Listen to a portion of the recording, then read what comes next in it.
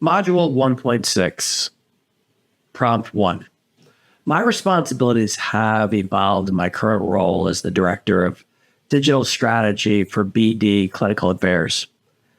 See, I perform various technical functions and actually have also assumed the role of mentoring associates on our team.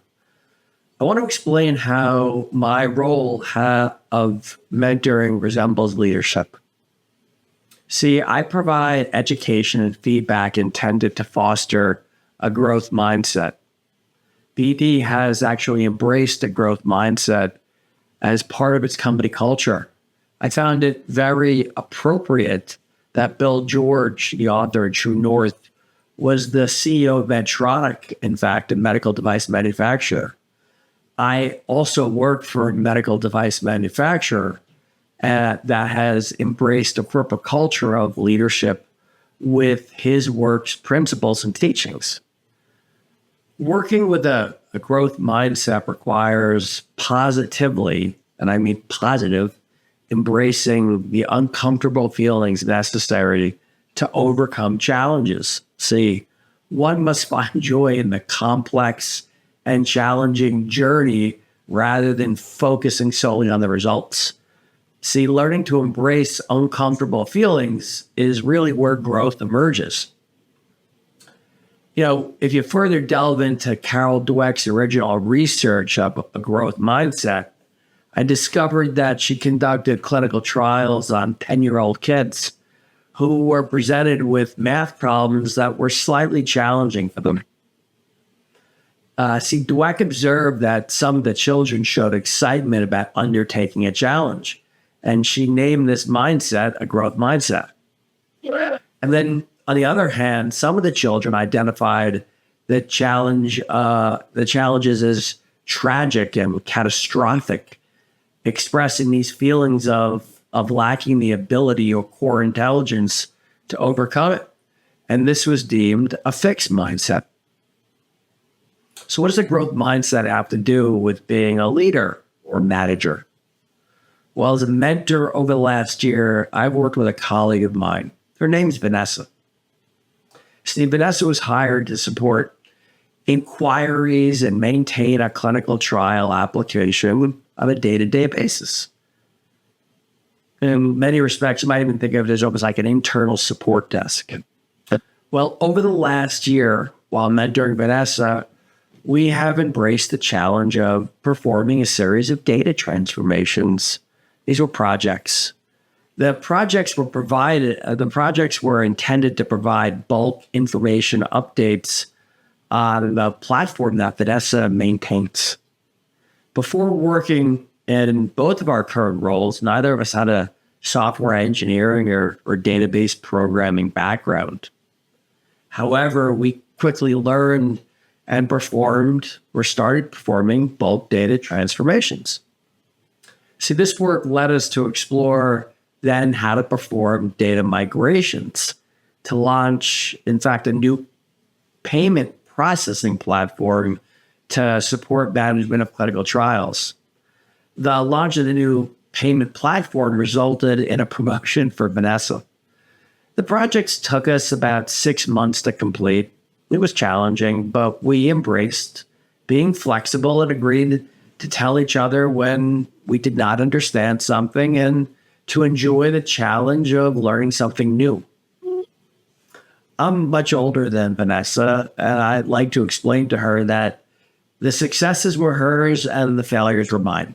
And I meant it. I wanted to embrace how to solve problems without fear and to enjoy learning. And in reality, we both just embraced figuring things out. There was just this overwhelming gratification in the journey, much more than the outcome. So fast forward to today, BD acquired a new company to expand its smart connected care solutions portfolio. The acquisition was valued over $4.2 billion. That's a lot. Last week, leadership actually requested that Vanessa and I support the integration of the acquired company's clinical trial systems for BD. Our experience performing multiple migrations over the last 12 months, and in fact, embracing a growth mindset by performing data transformations and migrations were in fact why we were selected. To date, we've migrated over, I think it was something like 700,000 documents and millions of data records. If BD had contracted this outside, the value of our work would have cost BD several $million. A growth mindset is also a powerful tool to save costs. Vanessa told me this story about a professor in graduate school who advised her it was too late to pursue a technology-focused career. That professor embodied not only a fixed mindset, but also someone who communicates as an authority and direction, but does not embrace cultivating people's growth. He could not have been further from the truth. Prompt 2. My hypothetical role is my current role. Principal of digital strategy for global clinical affairs for BD. See, I'm advancing the world of health and medical technology for a device manufacturer. I want to focus on data interoperability, which automates the exchange of information to support clinical trials. I want to ensure that the safest, most accurate, and efficient clinical trials occur for bringing products to market, and then also performing surveillance for the products that are in market. Previously, I led a team of 25 people at BD. At this point in my career, I could manage up to 8 what I'd call line of sight direct reports with a total team of 64 people, each direct report managing about 8 people. However, my value as a leader is in solving complex technical problems and also teaching other high-performing associates how to solve problems. I think I would be a reluctant leader because this is ultimately not where I'm most fulfilled. My fulfillment comes from the story I told you in Prompt 1.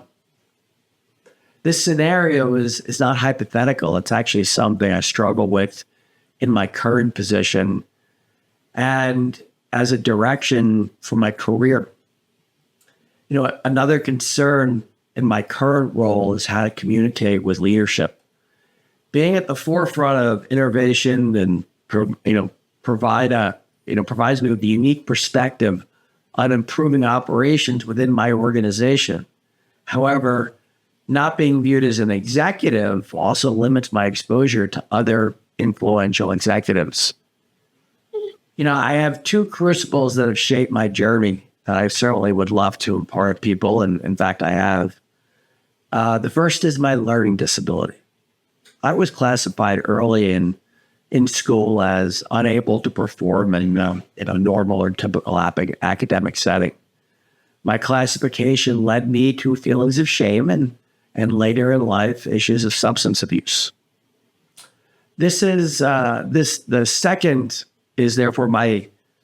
crucible is therefore my sobriety. I've been sober for 4 years and I've discovered that I was not learn disabled, but rather just learn differently. You give me 3 screens, access to YouTube and a text-to-voice recognition tool, and I can comprehend and apply anything. This approach to learning and growth should apply to everyone.